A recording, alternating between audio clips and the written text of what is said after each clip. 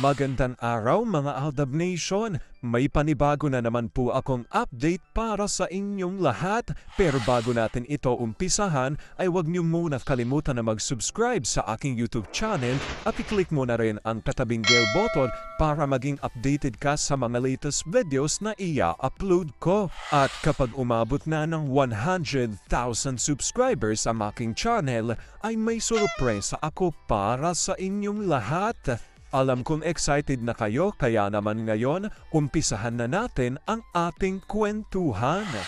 Ang pag-uusapan natin ngayong araw na ito kung saan isang brand gusto ng pagsamahin ng Maychard para mas sold out ulit ang kanilang mga products. Naging matamlay raw kasi ang kita nila nang maghiwalay ang Maychard. Pero ngayon, ano kaya ang kanilang plano?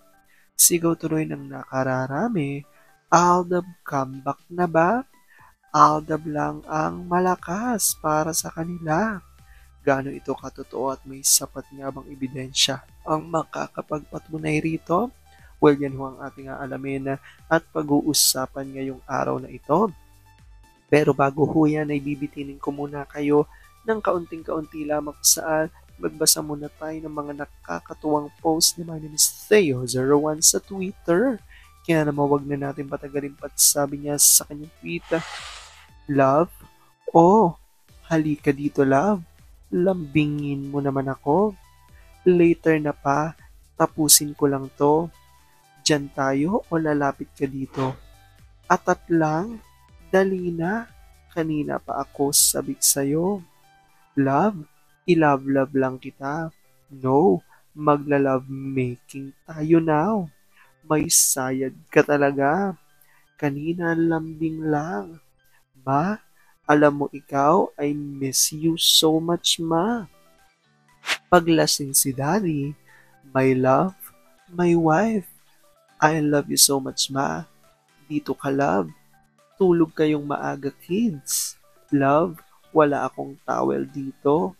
Love, massage. Love, tabihan mo na ako. Love, nagugutom ako. Love, ayoko magdamit, mainit. Love, kiss, etc. Paggising, ma, nasa baba siya dad. Anong ginagawa niya doon? Hindi ko po alam. Kanina pa ba siya wala sa room? Pagtulog mo, bumaba siya agad. Ma, saglit lang. Ma, ano ba? Ba't wala ka dito? Alam kong tuwan-tuwa ako kay sa ating binasa pero ngayon pag-uusapan na natin ang ating main topic.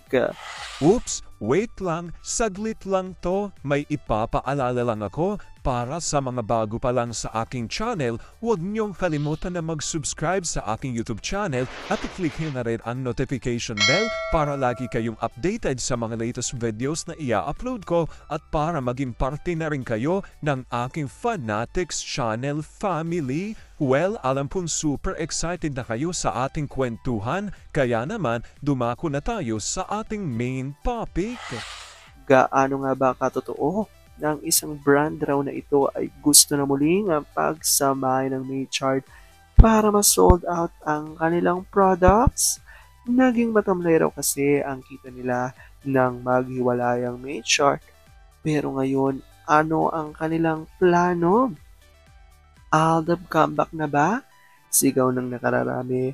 Aldab lang ang malakas para sa kanila.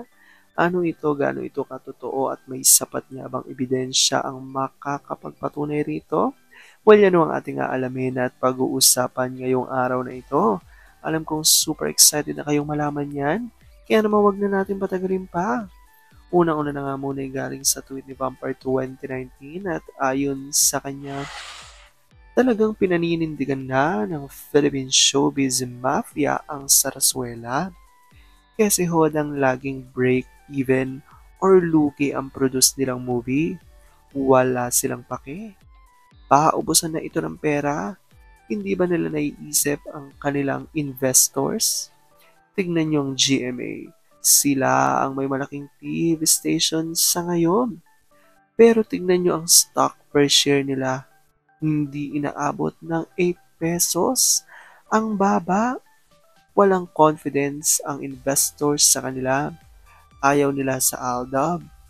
Gagawa na lang sila ulit ng bagong tambalan, ang alag.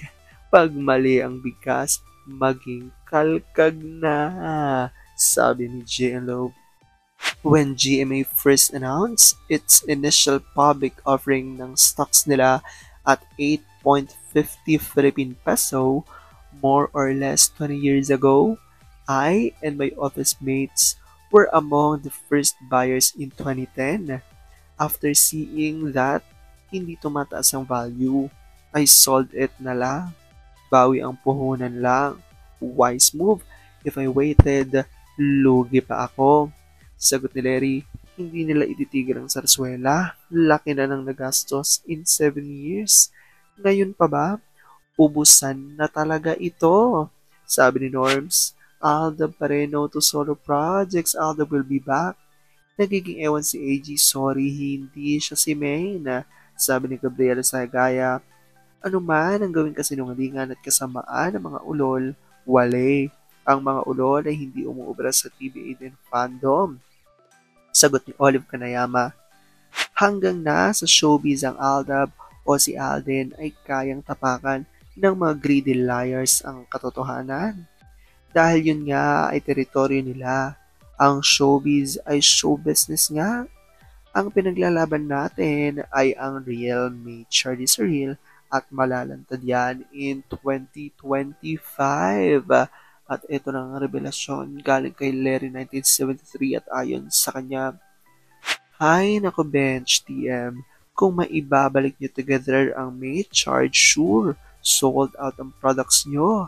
Aldab pa rin at kalakip nga ang mga litratong ito ni na Alden at Meng. Actually, makikita nyo ho itong mga litrato na ito sa iba't ibang mga malls at sa mga establishments ng bench ay makikita nyo nga ang laging magkatabing mga picture. Actually, hindi kasi billboard ang tawag dito eh. Nakalimutan ko. Basta meron tawag dito sa ano siya, parang may ilaw siya na isang nakatayo na picture, 'di ba, ng mga celebrity sa mga department store, ganon sa mga clothes store. So ito nga at makikita natin dito na sina Alden at Meng ay magkatabi kaya sigaw ng ilan sa Aldab Nation ay bakit hindi pagsamahin ng dalawa para talagang muling mabuhay, 'di ba, ang kanilang brand.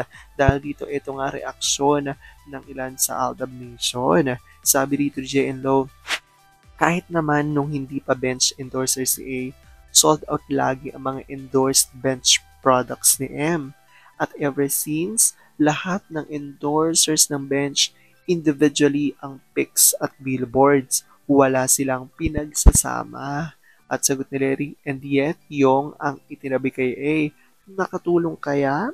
Sagot ni JN Low, don't mind na lang. Let's not get affected with content na ako sa truth never makiklaim ng bench na na-out of stock ang mga bench products endorsed by who's been in showbiz 10 years ahead of M. Hindi kaya ng mga batang hamog ang kaya ng ADN and MOSF.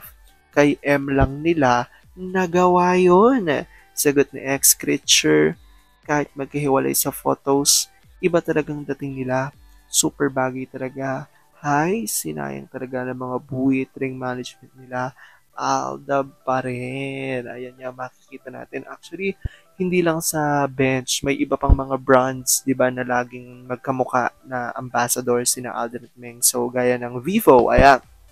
So, sa tuwing madadaanan natin sa kalsada, di ba, makikita natin na talagang laging magkatabi ang mga billboards, ang mga pictures ni na Alden at Meng. So, ibig sabihin lang yan talaga na kahit magkahiwalay ng management at magkahiwalay ng career sa ngayon, sina Alden at Meng, alam pa rin talaga ng maraming mga brands kung gaano talaga kalakas at kung ano ang kakayahan, diba, ng Aldab, especially ng Aldab Nation. So, yun nga ang isa sa tinitignan ng marami na bakit hindi pa raw pagsamahin sina Alden at Meng muli, diba, sa mga endorsements, especially sa mga commercials at TV advertisement para nang sa ganun ay mas lalong pumatok ulit ang kanilang mga brands dahil siguradong na-miss ng mga Aldab Nation ng mga ganitong ganap ng Aldab Nation. Well, comment down below nyo dyan guys kung ano po opinion nyo patungkol dito. Alam ko dahil dito marami sa inyo mas lalo ngayong kumakapit at naninindigan na Alden Nature is real. Pero sabi nga natin na kahit ano pa man na magdedesisyon ni na Alden Peng sa kanilang buhay, karera at buhay pag-ibig, kailangan natin sila suportahan. Kailangan natin ito tanggapin ng buong buo dahil yun ang kanilang deserve. At yun ang aking update for today's video. Maraming salamat mga Alden Nation. Ingat!